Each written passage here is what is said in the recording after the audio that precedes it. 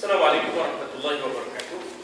Alhamdulillah wassalatu wassalamu ala Rasulillah wa ala alihi wa sahbihi ajma'in. Tuan-tuan, dalam masa kita mendengar pembentahan pada minggu yang lalu tentang masjid-masjid yang terabai di persisiran Sungai Perak, kita telah pun membaca di dalam kitab ini, Mukasyafah Al-Qulub, tentang fadilat keutamaan masjid. Dan betapa dengan fadilat itu maka orang-orang yang terdahulu daripada kita berlumba-lumba menghidupkan dan mendirikan masjid. Dan dinyatakan tentang bagaimana bahagian bumi yang paling dikasihi oleh Allah ialah bahagian bumi yang didirikan masjid. Dan dikatakan sebelum ini kita baca bagaimana tempat kita bersembahyang itu, tempat kita sujud itu akan menjadi syafaat ataupun akan membawa syafaat kepada tuannya yang sujud kepada Allah di bumi-bumi yang dipijak, yang disujud oleh tuannya. Ini menyebabkan orang terdahulu membanyakkan tempat sujud, membanyakkan tempat sujud agar banyak tempat yang akan memberikan syafaat kepada tuannya. Dan kita mengharapkan akan ada suatu usaha dan gerakan menghidupkan balik masjid-masjid di pesisiran dengan menghidupkan juga Sungai Perak ini. Maknanya Sungai Perak itu, masjid-masjid ini hidup di pesisiran Sungai Perak. Dulunya pasal sungai itu aktif. Sungai itulah jalan perhubungannya. Sebelum ada jalan raya, sebelum ada jalan raya. Dan menghidupkan semula sumber air yang Allah bagi ini secara aslinya, secara aslinya yang Allah Ta'ala sebut, wa inna minha lama yatafajjaru minhul anhar. Ada di antara batu-batu yang keras tiba-tiba terpancar daripadanya sungai-sungai. Maknanya sungai-sungai yang kita tengok di hadapan mata kita itu asalnya daripada batu yang keras, terpancar daripadanya sungai-sungai, ekoran daripada air yang ditakung, air yang ditakung di atas bukit-bukit kawasan tadahan hujan yang merekahkan batu-batu. Wa inna minha lama yatafajjaru minhul anhar. Ada di antara batu-batu yang keras itu akhirnya merekah dan mengalirkan air. Maknanya keras macam mana pun akhirnya dia mengalirkan sungai-sungai. Jadi asalnya, usulnya kehidupan ini adalah daripada air. Jadi oleh kerana itu Allah jadikan waja'alna minal ma' kulla syai'in hayy, kami jadikan daripada air segala yang hidup. Oleh kerana itu kita tak boleh pisahkan diri kita daripada air. Yang menyejukkan kehidupan kita, yang mengimbangi kehidupan kita, jasad kita, dan di luar jasad kita adalah air. Jadi usaha menghidupkan balik Sungai Perak. Misalnya kita ada di seberang sana Datuk Zaini Amran daripada Bumi Hai menghidupkan sebelah sana anak yatim yang esok akan ada pendaftarannya. Anak yatim seluruh Malaysia akan didaftarkan di seberang sana, dan mereka insya-Allah akan ada jeti. Kita pun insya-Allah akan ada jeti, dan akan ada bot. Ini bermakna bahawa kita di sebelah sini kita cuba menghidupkan balik sungai-sungai. Dan daripada situ barulah kita dapat menghidupkan masjid-masjid. Maknanya mau tidak mau ada caranya nak menghidupkan balik masjid. Misalnya di Copek kanan, mati masjidnya, hampir mati, tapi hidup balik sebab Yayasan Ad-Din menghidupkan tahfiz di situ, maka penuh di balik masjid itu. Oleh pekerja-pekerja Yayasan Ad-Din, oleh guru-gurunya, oleh anak muridnya. Jadi akhirnya kita kata sungai-sungai itu, masjid-masjid itu dapat dihidupkan balik. Jadi artinya antara caranya menghidupkan, maknanya kita kata sungai, antaranya lain juga menghidupkan, mewujudkan institusi pengajian di masjid-masjid di sebelah masjid yang agak mati dan telah mati ini, supaya akhirnya akan dapat maknanya menarik kehadiran semula, penempatan baru ya. Ini antara cadangan balas, cadangan kita setelah kita melihat masalah. Saya teringat satu hadis Nabi berbunyi lebih kurang maksudnya ya. Inna lil khairi khazain. Sesungguhnya bagi kebaikan itu adalah umpama innal lil khairi khazain. Sesungguhnya kebaikan itu umpama perbendaharaan. Fatuba lil miftah al khair, ya, maka berbahagialah orang yang menjadi kunci untuk membuka khazanah kebaikan itu. Artinya Nabi membuat perbandingan kebaikan itu macam tersimpan dalam peti, ya, tapi kena ada kuncinya. Maka Nabi kata berbahagialah orang yang menjadi kunci yang membuka khazanah kebaikan itu. Wa wailun liman aghlaqah, dan celakalah bagi orang yang menguncinya. Mengunci maknanya kebaikan-kebaikan, ya, maksudnya ialah menutup, ya, memanggakan kebaikan-kebaikan. Lalu dialah yang menjadi pembuka kunci pula kepada kejahatan-kejahatan. Ya, lagi sekali. Maka berbahagialah kata Nabi bagi orang yang menjadi pembuka, yang menjadi miftah lil khair, kepada kebaikan. Pada dalam konteks membuka cawangan Yayasan Ad-Din di Copet kanan itu, membuka kebaikan itu. Ya tak? Bila mana kita buatkan projek-projek di pulau-pulau Sungai Perak ataupun di pesisiran Sungai Perak, itu membuat kebaikan itu sebab dia bakal menghidupkan balik masjid-masjid di tepi sungai. Ya. Maka Nabi kata fatuba li miftahil khair, berbahagialah orang yang menjadi kunci yang membuka pintu kebaikan. Wa wailun liman aghlaqah, ya, dan celakalah orang yang menjadi mangga yang mengunci kebaikan. Wa miftahan lisyarr, dia pula menjadi pembuka kepada kejahatan. Jadi maknanya ini sebagai suatu suntikan untuk kita cari ikhtiar usaha menghidupkan balik, ya tak? Sungai-sungai dalam arti kata menghidupkan masjid-masjid yang akan ada yang telah ada di persisiran sungai ini, supaya keberkatan masjid itu akan dapat dikembalikan, akan dapat dikembalikan semula, insya-Allah. Jadi ini memakan suatu proses, ya, maknanya yang mesti diusahakan secara strategiknya lah, ya, insya-Allah. Jadi saya nak baca sedikit tentang masjid itu yang kita dah baca kemarin daripada Mukasyafah Al-Qulub, sedikit lagi daripada Kifayatul Muhtadin, iaitu kata pengarang kita Syekh Muhammad Nur, ya, Al-Fatani, katanya rahimahullah wa nafa'na bi 'ulumihi fid darain amin. Dan hukuk masjid, hukuk itu maknanya hak-hak masjid, jamaknya, ya, macam had jamaknya hudud, hak jamaknya hukuk. Apa contoh yang lain? Had jamaknya hudud, hak jamaknya hukuk, hab jamaknya hubub. Hab ni maknanya ialah biji-bijian, bagi hab, bijirin, jamaknya hubub, ya, hubub. Nah, jadi hak jamaknya hukuk. Apa tadi?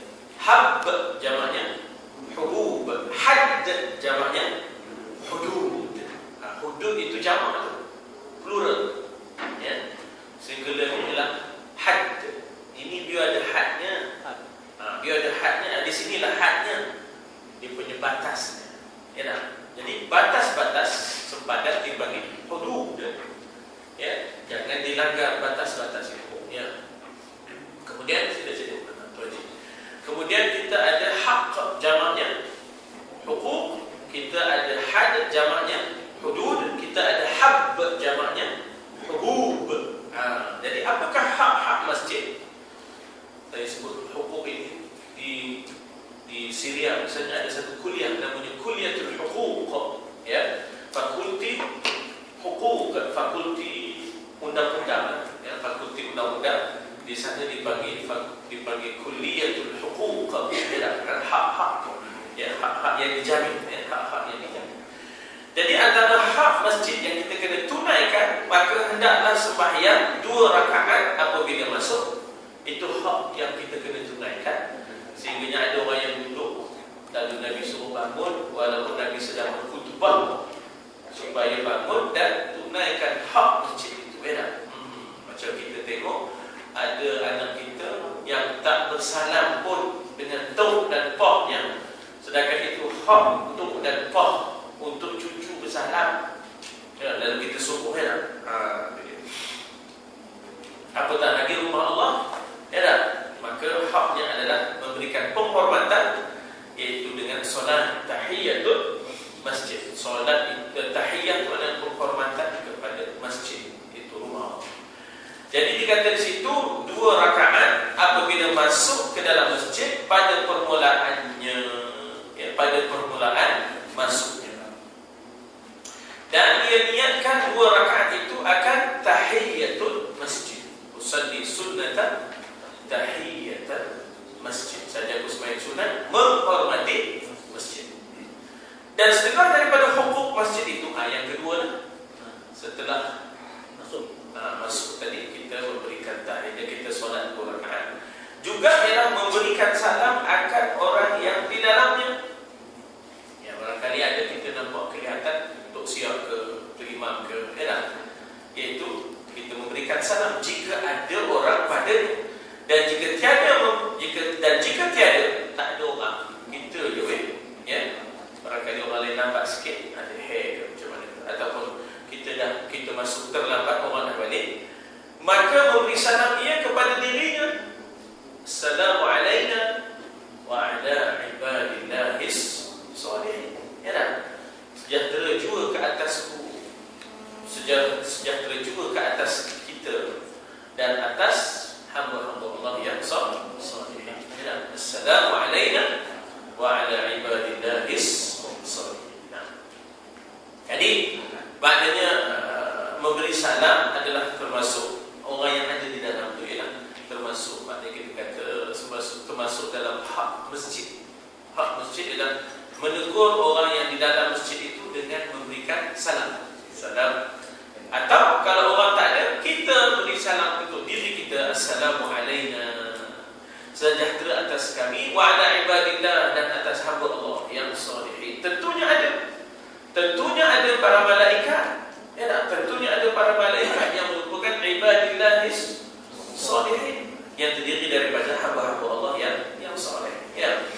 Jadi katanya kalau tak ada orang di dalamnya, maka hendaklah dia memberi salam akan dirinya, kepada dirinya dan kepada hamba-hamba Allah yang soleh, dengan katanya Assalamualaikum wa ala ibadillahis sholihin. Nah, walaupun sebenarnya ini dari sudut sejarahnya adalah salam yang Nabi sampaikan di dalam tahiyat.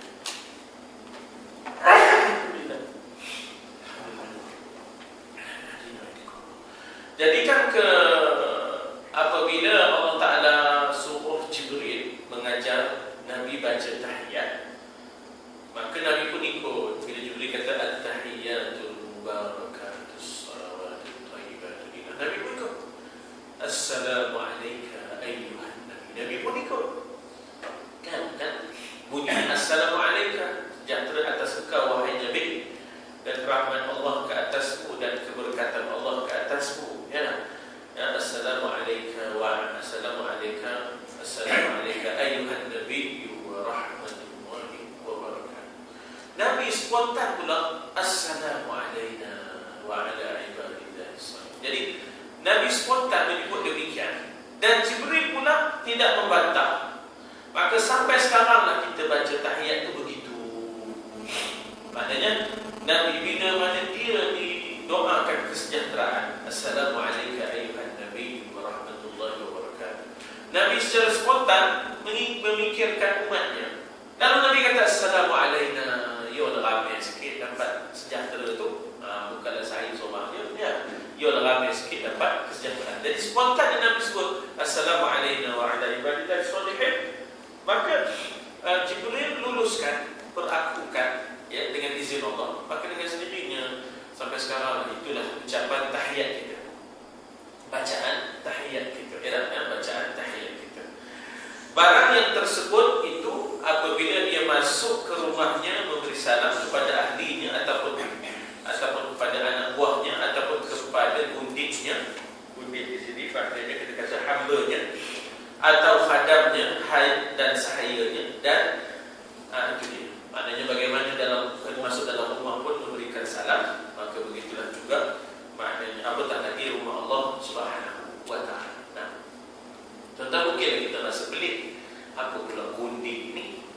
Kita jangan bayangkan macam raja-raja zaman tradisi tu yang dia pergi ke kampung-kampung tengok siapa ada peta berkenan, kita dah peta berkenan, dah terus bawa balik kan dah. Kadang-kadang isteri orang kan, misalnya kan isteri siapa tu yang kena bawa balik ke istana, yang sudah memakan di julang tu,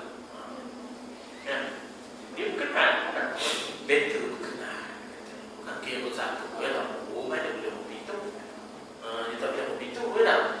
Maknanya kita kata ini istilah gundik ini hamba yang diperolehi dengan dua cara. Satu mungkin peperangan, dua mungkin warisan, diwariskan ya, sebab hamba itu boleh diwarisi daripada bapa kepada anak, kemudian anak nak meninggal, anak meninggal dia wariskan kepada anaknya lagi. Jadi itu yang dikatakan adanya kita kata hamba sahih tadi ya. Jadi kalau perempuan dinamakan sebagai abah, bila abah itu sudah diterjemahkan ke bahasa lama dibundi. Jadi kita bila sebut bundi itu masuk tak ya. Jadi semasa pendekatan ataupun penggunaan semasa berbeza dengan penggunaan selepasnya ya, penggunaan selepas. Iaitu kita kena mengambil kira, membaca konteks, jangan hanya teks ya. Membaca konteks, jangan hanya teks. Kalau membaca teks ya, mungkin kita akan memandang zero kepada dia. Tapi kalau kita baca konteks sekali ya, di zaman itu barulah kita tidak akan memandang zero. Jadi konteksnya gundik inilah hamba yang diperolehi sama ada peperangan ataupun warisan ya. Dan kalau lelaki bagi khadam ya.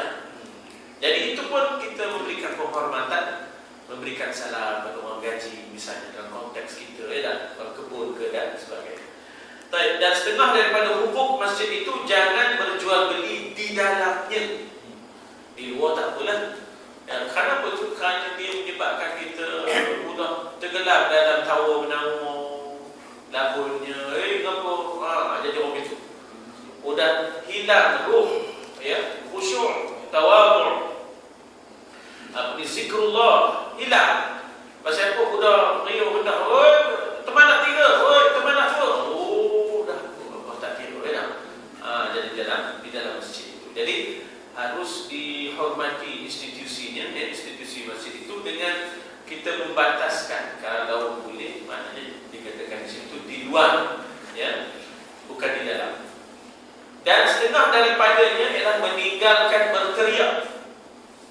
Maknanya kita kan masuk orang kan kita ada fine tuning sikit. Ya dah, ada fine tuning.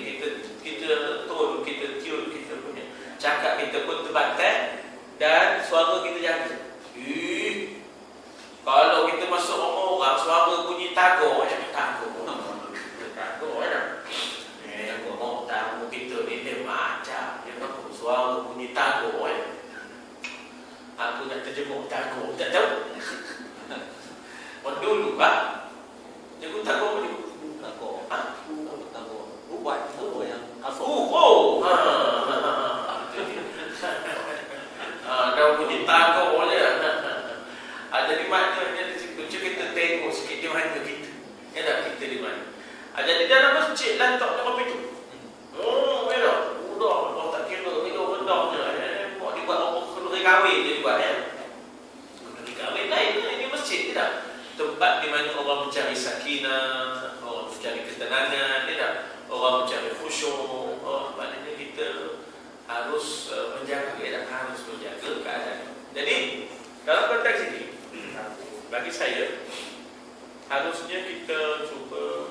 ataskan kalau ada nasyid-nasyid yang menggunakan instrumen, maknanya dia kena bataskan instrumen. Kemudian nasyid itu yang harmonis. Jangan yang maknanya kita kata berdegang-berdegung tu jangan. Berdegang-berdegung mana. Jadi jangan maknanya yang jadi begitu. Jadi yang harmonis, yang tidak sampai tergugat, maknanya kita kata sakinatul masjid, ketenangan masjid itu ya. Jangan menjadi suatu keramaian yang macam kenduri kahwin pula ya. Jadi meninggalkan berteriak pada mencari akan berteri. Jangan jerit-jerit, ni kan nampak tak? Gitu kan. Jadi maknanya cari jalan untuk jangan menjerit-jerit mencari benda yang hilang. Itu pun hak masjid yang kita kena jaga ya. Pada bukanlah tak boleh cari barang yang tercicir, tapi jangan bising sangat. Ada orang yang sedang khusyuk, ada orang yang sedang maknanya cuba untuk maknanya bermunajat dengan Allah dan sebagainya ya. Dan setengah daripadanya jangan dibuangkan yang kecil seperti sampah-sampah.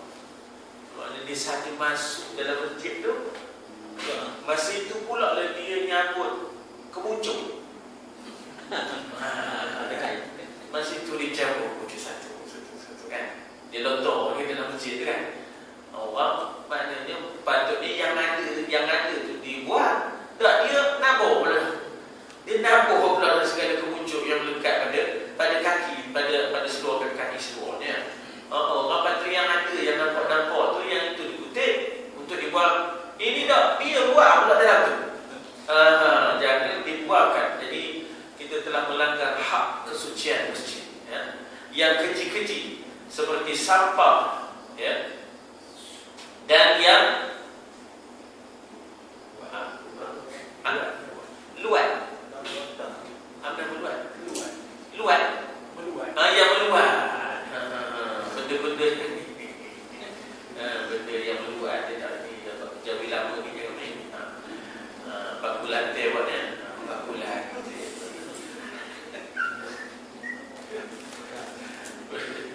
Seperti bangkai ya, atau tahi atau lain.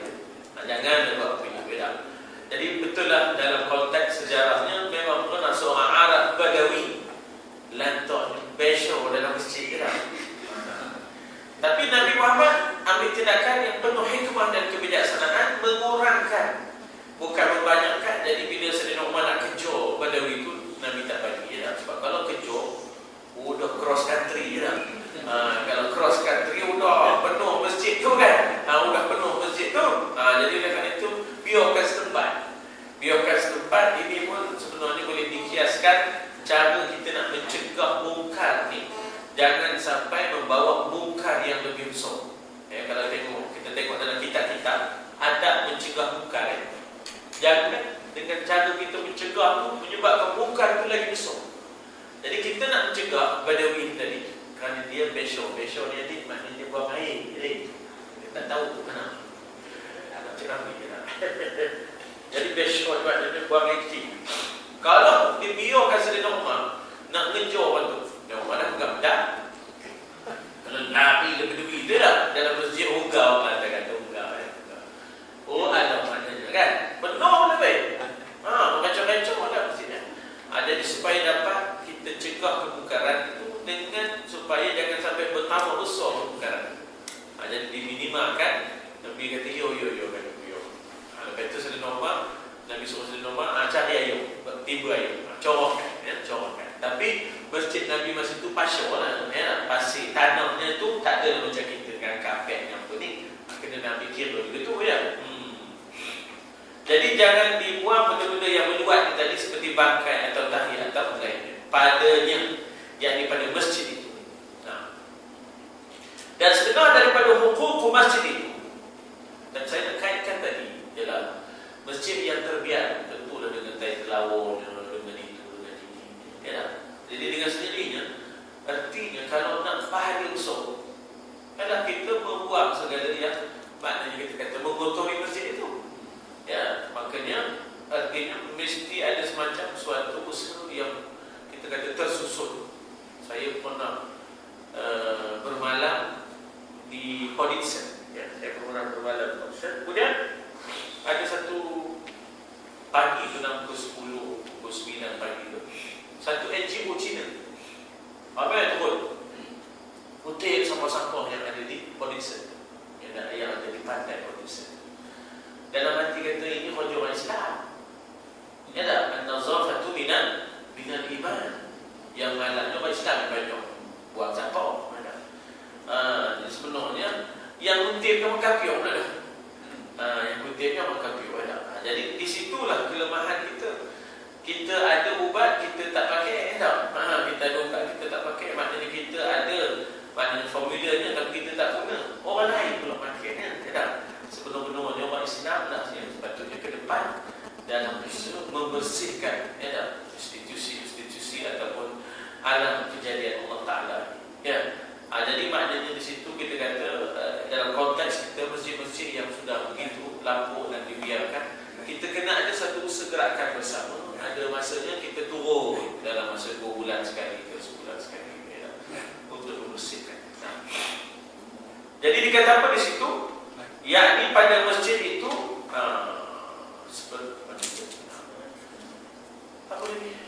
dan setengah daripada hukum masjid itu jangan duduk bekerja di dalamnya akan yang lain daripada ibadahnya, ya, maknanya, ya. Dan setengah daripada hukum masjid itu jangan duduk bekerja di dalamnya akan yang lain daripada ibadah, yang tidak boleh menghampirkan diri kita kepada Allah, yang tidak membawa kita kepada ketaatan kepada Allah SWT. Maknanya dia buat benda-benda yang lapar. Sebab itu tuan-tuan dan puan, nak sebut apa ya, sebenarnya akad nikah pun, akad nikah dalam mazhab Syafi'i, ya, ada pendapat dalam mazhab Syafi'i akad nikah di masjid itu tak ada sunatnya. Ya, tak ada sunatnya, ya, bukan haram, tapi tak ada sunatnya. Apatah lagi kalau sekiranya dia mencemari kesucian masjid, jadi haram. Ya, kita katakan masjid itu tempat ibadah, mendekatkan diri kepada Allah.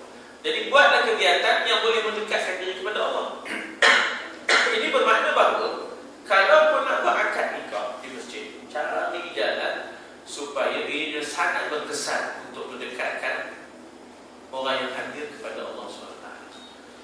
Pertamanya, barangkali Tok Naim boleh, orang kata, buat tindakan yang sampai awal ataupun siapa-siapa sampai awal. Siapa yang tak boleh masuk masjid, jangan masuk, ya tak? Termasuk yang tidak menutup aurat, jangan masuk, ya. Kemudian ingatlah, kita ini bukan berada dalam rumah ataupun pergi. Kita ini ada dalam masjid, jaga adab-adabnya. Siapa masuk dalam kena sembahyang tahiyatul masjid, ya. Kemudian suaranya hendaklah dibataskan, pergaulannya hendaklah dibataskan, gelak ketawanya tidak boleh, kecuali kita bataskan, ya tak? Jadi saya boleh fikir benda ni mesti ada, taklimat ni mesti ada. Barulah kita kata majlis itu menjadi satu majlis yang kudus, majlis yang tidak tercemar institusi yang mulia. Jadi apa juga pekerjaan yang boleh menyalahi khusyuk dan tawadhu, yang boleh maknanya menimbulkan kemaksiatan bukan ketaatan, yang itu hendaklah kita hindari, sebab itu telah mencemari hak al-masjid. Sebenarnya tuan-tuan, Nabi menerima duta-duta di masjid, termasuk yang kafir, ya. Nabi menyusun angkatan perang di masjid. Nabi membuat keputusan-keputusan masyarakat di masjid. Jadi di masjid itu berlakunya hablum minallah wa hablum, ya. Tirani kita pada minggu lalu telah buat satu rajah X and Y, ya. X and Y itu bertemu pada aksisnya, pada paksinya dalam masjid. Di masjid berlaku hablum minallah, di masjid berlaku hablum minan nas, ya. Itu kita kata bahawa bagaimana jangan sampai masjid itu dicemari dengan perbuatan yang bercanggah dengan, ya, dengan hubungan kita dengan Allah SWT, ya.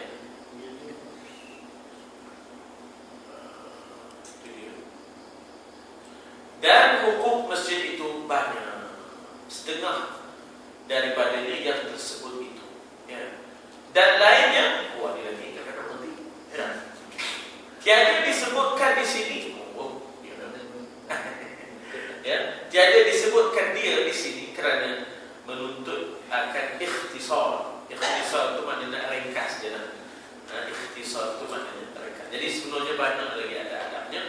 Jadi yang di sini ni secara ikhtisar saja, ya, itu secara ringkas. Misalnya kita doa, baca dengan, kita masuk dengan Allahumma ftah li abwaaba rahmatik, ya Allah bukakan bagiku pintu-pintu rahmatmu. Bila masuk masjid, kaki kanan, ya dah, itu yang tak disebut di sini kan. Allahumma ftah li abwaaba rahmatik. Nah, lagi apa? Bila keluar, kaki kiri, lalu baca Allahumma inna nas'aluka ataupun as'aluka min fadlik, mohon denganmu ya Allah kurniaanmu, limpahan rezeki, ya dah, itu dipanggil fadlik. Setengah daripadanya ialah tak terkala kita tidak berhadas ataupun kita apabila kita berhadas saja, termasuk dalam adab-adab masjid, bila berhadas saja, terutama hadas besar, keluar daripada masjid, ya dah, angkat hadas itu. Angkat hadas itu kalau ikut mazhab kita bukan dalam masjid, ya. Kalau takdirnya bila ayun dalam masjid, angkat hadas itu di luar masjid. Maksudnya ialah begitu nak jaganya, sehingga kalau dah kita berhadas, jangan selama je dalam masjid tu, ya tak? Dia tidur ramai-ramai masih i'tikaf, ya tak? Kemudian tak macam mana dia bermimpi, ya tak? Bila bermimpi, kebetulan mimpinya menyebabkan dia berhadas, abang takut nak keluar, takut nak keluar, betul dia kan? Dah, tak boleh, ya tak? Dia kena keluar. Antara juga yang dikatakan adab-adab masjid ialah jangan duduk di pintu. Jangan duduk di pintu orang lalu lalang. Orang nak masuk, orang nak keluar. Kalau malam lama dia kata, mika ni menghalang malaikat masuk. Kata dulu. Malam lama lah. Macam nampak pula ya. Macam nampak pula. Dia tak nampak. Tapi nak nampak kan, saya jangan duduk tengah-tengah laluan.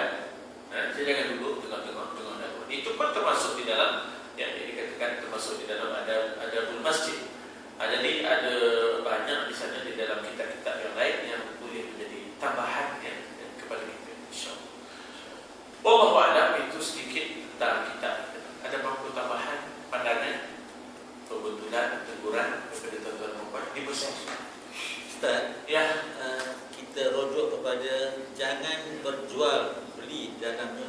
Tapi saya nak cakap ni sedikit tentang hari Jumaat, jual beli di luar. Jadi rasanya masa bila nak kita beriktikaf, nak kita beribadat dalam masjid, tiba-tiba berazan je baru dia orang masuk semua. Jadi kebiasaan ni macam mana gaya ni? Setengah masjid lah, jual beli dibiarkan sewenang-wenang. Jadi pada saya nampaknya macam mana kita nak masuk dalam masjid, kerana halangan ini, halangan yang makan lah, beli lah, ngero cendol. patutnya kita masuk iktikaf dan kita tak apa ni, tasbih dan berzikir dan juga selawat sebagainya. Idza nudiya lis-salati min yaumil jum'ati fas'au ila dzikrillahi wa dharul bai'. Itu semua orang tahu, cuma penguasaannya tak berjalan lah. Apabila dipanggil akan kamu untuk mendirikan solat Jumaat, maka fas'au ila dzikrillah, hendaklah kamu segera mengingati Allah dan tinggallah segala jual. Jadi memang masa itu bila mereceh, bila maknanya nyagat, dia tak nyagat cendol itu lah, sagat masa itu. Masa zaman kumul tu nyagat. Dia tak makan kata dua, dia kata satu depan. Dan dia masa itu bulat lagi. Oh, masa itu lah sedap ngeroknya. Sedap dia pula. Dia orang pun ini juga macam main takraw. Bila bak tu semua melipat dia dah. Lipat jadi je lah ya, pari ke apa ya. Masa ngair pun begitu. Bila nak bak tu, memang ikan pun ya Allah nyangkut masa tu ya. Jadi sebenarnya bagi saya memang kita kena ambil tindakan, iaitu pihak penguasa masjid dan kita kata kena ada satu pasukan untuk maknanya kita kata bertindak secara aktif, proaktif untuk menghantar risalah-risalah kepada peniaga-peniaga. Apabila sudah diazan, maka minta supaya dihentikan segala kegiatan mengikut fiqh, segala jual beli setelah azan tak sah. Dalam hukum fiqh Syafi'i, jual beli setelah azan tak sah. Dalam fiqh Hanafi sah tapi haram. Macam mana pula sah tapi haram? Macam kita semayang pakai sejadah curi, sah semayang, tak ada pula batal. Tidak, khojil itu haram. Khojil curi jadah itu haram. Saya kemana jadi dia dapat sejadah baru? Saya kemana dia dapat sejadah baru? Apa kita ngambil jadah orang surau ni? Apa semayang? Katanya semayang sah, khojil itu haram. Tapi dalam mazhab kita semayang pun tak sah. Maknanya dalam konteks itu kita kata oleh kerana itu maka dalam mazhab kita idza nudiya lis-salati fi yaumil jum'ah itu, bila sudah dipanggil untuk solat Jumaat itu, kalau ada lagi jual beli, ada ngerok-ngerok semua kan, semua perniagaan itu tak sah. Maka bila tak sah, makan itu haram. Duit itu adalah benda yang haram. Jadi memang kena ada semacam suatu risalah untuk disemaahkan kepada peniaga. Once bila azan berhenti, kena ada tu, kena disuarakan tu kepada jawatan kuasa, jawatan kuasa masjid ada supaya diatur di sana. Kalau kita bawa dengan cara yang keras pula, jadi fitnah pula Jadi setidak-tidaknya kita ambil pendekatan yang positif dan yang menjadi sahabat. Kita panggil sahabat dakwah sebenarnya. Pelajaran sahabat dakwah, iaitu bukan hanya penguasaan tetapi bagaimana memujuk dan menasihati. Itu yang dilancarkan satu squad ulama itu ke 9. Itu dipanggil sahabat dakwah. Sebenarnya ada 190 ahli sahabat dakwah yang duduk di bawah jabatan agama, yang duduk di bawah jabatan agama. Yang kita pun tak tahu sejak. Tapi setidak-tidaknya ada usaha itu. Mau buat itu bagaimana? Ustaz, ada tak hak masjid ini berbeza dengan hak surau? Sama, bahawa kita di surau ni nak khusyuk, sakinah, ketenangan, terutamanya orang tengah sembahyang. Kita kalau nak lagu duduk di luar, lagu di luar. Jangan tengah sembahyang. Orang tu dengar kita lagu. Dia nak campur juga tapi dia tengah sembahyang. Kita berdosa tu. Kita jadi termasuk dalam ara'aital ladzi yanha 'abdan idza shalah. Kita termasuk di dalam yang disebut, tidakkah kamu tengok wahai Muhammad, seorang hamba yang menghalang, seseorang yang menghalang hamba-Nya yang nak sembahyang, yang tengah sembahyang. Ara'aital ladzi yanha 'abdan idza shalah. Tidakkah kamu tengok Muhammad pengen orang yang menghalang seseorang yang tak sembahyang? Tuan-tuan dan puan ingatlah dulu orang jatuh sungguh macam ni, orang tutup dulu. Tutup TV, tutup radio situ. Sekarang yang tutup je pun berlaku. Bukan dia nak orang tu. Dengan dia berlaku depan orang sembahyang. Kau bantu. Kita kena nak berlaku je. Bawa keluar. Bawa keluar orang itu sembahyang. Jadi kita tu dah menghalang seorang yang sedang sembahyang. Dia sedang menghadap Tuhan kata, ara'aital ladzi yanha 'abdan idza shalah, ara'aita in kana 'ala al-huda. Apakah orang jenis orang ini yang bawa kepada petunjuk, atau amara bit taqwa, ataupun orang yang begini yang boleh membawa orang kepada takwa? Apa jawab? Apa jawab dalam hujung ayat? Atau amara bit taqwa. Kemudian apa kata dia? Dia sambung ayat. Ara'aita alladhi yanha 'abdan idza shalah, ara'aita in kana 'ala al-huda aw amara bit taqwa, ara'aita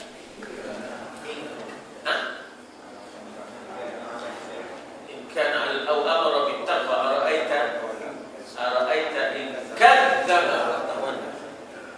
Orang begini dianggap sebagai kadzdzaba wa tawalla, orang yang berpaling, orang yang mendustakan Allah Ta'ala. Orang yang mendustakan Tuhan, orang yang berpaling daripada Allah. Memang malingkan orang dan kena sembahyang. Ya Allah, aku tengah sembahyang masih tu dia buat berlaku. Ya Allah. Ya dah. Ya Allah. Dia gomang kambing itu sampai masuk banyak orang gomang kambing. Ya dah. Gomang kambing kita tahu tulis. Ya dah. Jadi kita jangan bawa itu. Ya dah. Tak boleh bawa itu. Jadi sopolah saya. Jadi maknanya masjid ke surau hakikatnya kita boleh jaga. Ya dah. Betul kita nak jual beli, tapi maknanya kita kata dengan kita bataskan sangat. Oh ya Allah, kita buat biar benda orang peduli jangan.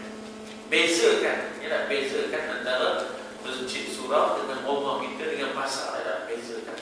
Sebab kita ini berada di tempat yang di mana orang sedang menghampirkan diri kepada Allah Subhanahu wa Ta'ala. Sebab itu kalau nak berakad nikah tu kena jaga sungguh. Ya dah, kesucian. Bagi saya kena Tok Naib dan Tok Imam kena buat taklimat sungguh. Ya dah, keluarkan sekular keliling untuk fahamkan orang cara-cara bila kita ada bila kita berada di dalam masjid. Itu ada apa begini lah. Bukan semua orang boleh buat semua benda ya. Tapi saya cakap ni buat ada yang tuan-tuan yang boleh buat lah. Kemudian saya tengok untuk buka kalau nak baca huruf pun tak sampai ke martabat. Tapi saya tengok tu kalau kita rasa sesuai kita beri out. Kita edarkan. Doa-doa yang dibaca di hospital sekarang pagi-pagi itu hasil daripada apa memo yang dihantar oleh Cikgu Syed Zakaria. Syed Zakaria daripada persatuan mereka. Dia hantar ke hospital. Mengarah info seluruh memang. Kan sekarang kalau tuan-tuan perasan pagi-pagi kalau kita pergi ke kantin ke kita berada di hospital pagi-pagi ada bacaan doa yang sampai kepada semua kawasan-kawasan yang ada di dalam masjid. Masuk dalam kantin. Apa asal kan ke memo je.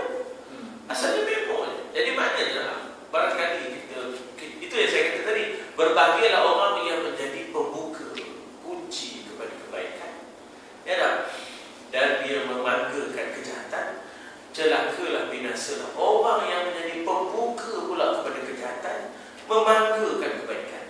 Jadi barangkali risalah yang kita buat ya tentang ada masjid untuk akad nikah, maka barangkali dengan itu akhirnya menjadi amalan bagi orang-orang semua. Jadi dia menjadi pembuka kepada kebaikan. Jadi mungkin saya boleh cakap tapi tak sempat buat. Ada tuan-tuan yang boleh buat. Jadi kita endorse, kemudian kita buat keliling atau kita edarkan. Pada situ akhirnya ia barangkali menjadi amalan yang baik ya. Jadi itu boleh kita kata menjadi pembuka kunci kepada kebaikan dan mengharga kepada keburukan. Ya, itu disebut dalam hadis. Ya. Lain? Betul. Ya. Baik, panjang. Nah, sila.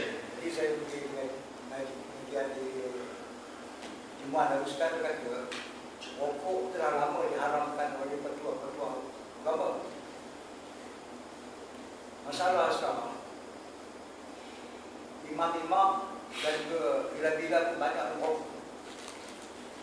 Jadi soalan saya, boleh ke imam tu jadi imam pasal dia masih lagi merokok dan dia bilang azan. Dan keduanya katakan dua Facebook apa dan orang ramai dia merokok haram. Dia merokok orang ramai takkan dia mempersedia program atau hukum haram. Kecuali kalau dia merokok dan itu lainnya. Semua itu action so jadi pakai itu kata dia haram. Waktu tak begitu. Ini macam mana tu? Dia asal rokok ni makruh pasal bau. Kata Nabi bilang, siapa yang bau jangan dekati masjidku. Kata Nabi, siapa yang berbau jangan dekati masjidku. Ya, maknanya Nabi mengatakan la taqtaribu masjidi akil basar. Jangan mendekati masjidku orang yang makan bawang. Tapi bawang di sini bawang yang mentah lah, yang mentah yang orang Arab makan. Orang Arab suka makan bawang mentah-mentah. Dia buat ular. Jadi betul-betul di masjid. Apabila pun bau pernafasan yang menyebabkan orang terganggu kekhusyukan orang sembahyang. Jadi asal-asal rokok itu dia makan makruh pasal bau. Memanglah, maknanya kita kata dia ada bau, memang dia ada bau. Yang boleh timbul haram-haram itu apabila dibahaskan tentang kandungannya yang membawa kepada mudarat, ya, kandungan-kandungannya yang boleh membawa kepada kanser dan sebagainya. Jadi dia meningkat menjadi haram itu bukan pada zatnya tetapi bighairi, iaitu mudarat yang dibawanya, yang mudarat yang pembawaannya yang membawa kepada mudarat. Dia ada haram bizatihi, ada haram bighairihi. Dia jadi haram, ya, maknanya dengan sebab apa kandungan campuran tambahan. Adapun rokok pada asalnya dia hanyalah makruh saja, ya, dia hanyalah makruh. Jadi maknanya kita kata bahawa memang kalau boleh orang yang menjadi abrar, ini orang yang menjadi imam, orang yang menjadi bilal, adalah orang abrar. Tidak, orang yang boleh dikatakan bukan lagi abrar, kalau boleh mukharrabin, ya, mukharrabin. Jadi memang dia kena jaga sungguh dalam masalah. Ya, artinya kalau dia tak boleh tinggalkan benda yang setidak-tidaknya syubhat, ya, maka menyebabkan sebenarnya hilang kelayakan dia. Tapi kalau kita ikut dia masih sah sembahyang. Cuma maknanya kita kata bahawa wibawa dia tu jatuhlah, ya, wibawa dia tu jatuh dan kita kena nasihati dia supaya tinggalkan. Dan kalau tak boleh tinggalkan, tinggalkan jawatan 750. Payah juga nak tinggalkan ni, kan? Yang tak ada gigi pun nampak gigi palsu. Ya, semua tinggal dah. Tak apa boleh bagi teman 750, katanya. Jadi makna dalam konteks itu sepatutnya kita kata kalau kita takdir kita menjadi makmum bukan batas sembahyang, tidak. Sebab cerita dia dengan rokok tu lain daripada cerita sembahyang tu, ya, cerita sembahyang tu tak sah, ya. Jadi dalam konteks ini maknanya kita kata bahawa dia kena ikhtiar dan usaha tinggalkan. Kita kena ikhtiar dan usaha nasihatkan. Tak mampu juga, dia kena kita tinggalkan jawatan itu. Tapi kalau rokok yang confirm melibatkan arak, ya, dilumur dengan tembakonya dengan arak, itu memang tak boleh. Dulu kita ada rokok mo, ya. Rokok mo, ya, M-O-R-E.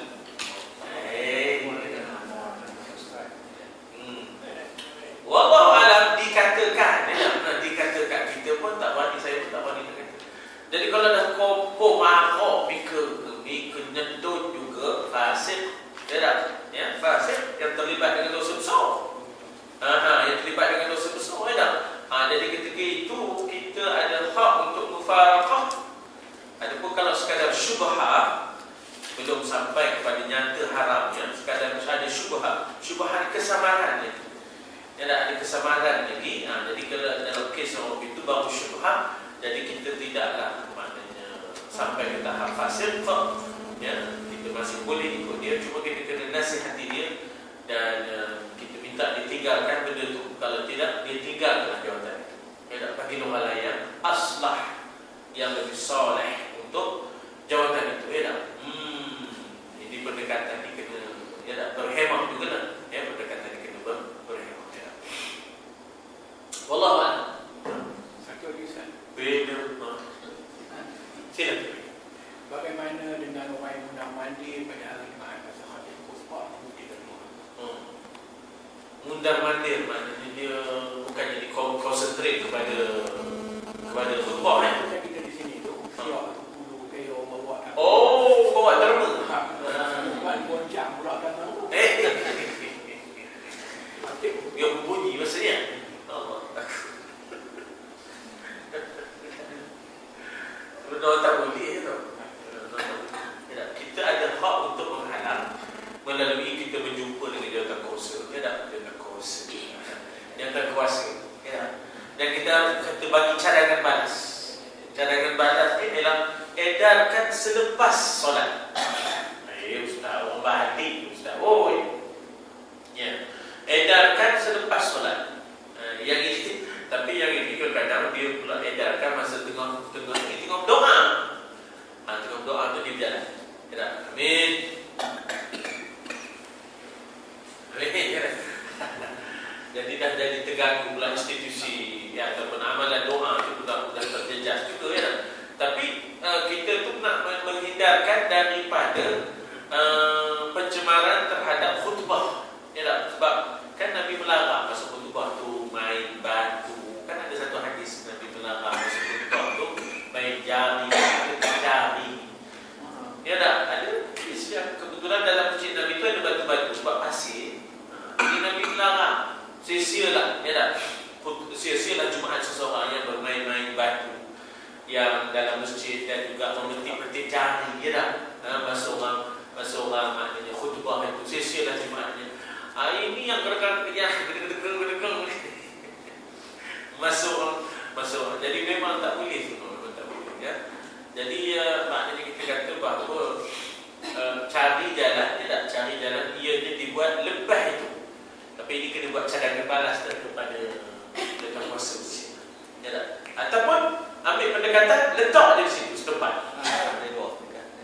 Sikit dapat tu. Dia pun nak kira kuantiti dia kan. Dia kira nak kuantiti dia. Adat masjid tu tak dijaga, adat Jumaat tu tak dijaga. Ya tak? Dia tak berkat tu. Banyak tak berkat sudah. Banyak tak berkat. Kita fikirkan keberkatan dan juga ada adat masjid tu. Jadi mengilmukan AJK pun kena juga. Mengilmukan JKK lagi kena. Ya, supaya dia pun jangan pegang jawatan tapi dia pun tak tahu apa hak jawatan tersebut. Ya. Jadi saya setuju itu memang kalau boleh lepas itu. Ya. Atau kita letak setempat. Dia ada dua mekanisme. Dia dah letak setempat satu, kemudian selepas itu, ya tak? Selepas solat. Ya. Tabung dia. Doa jaga.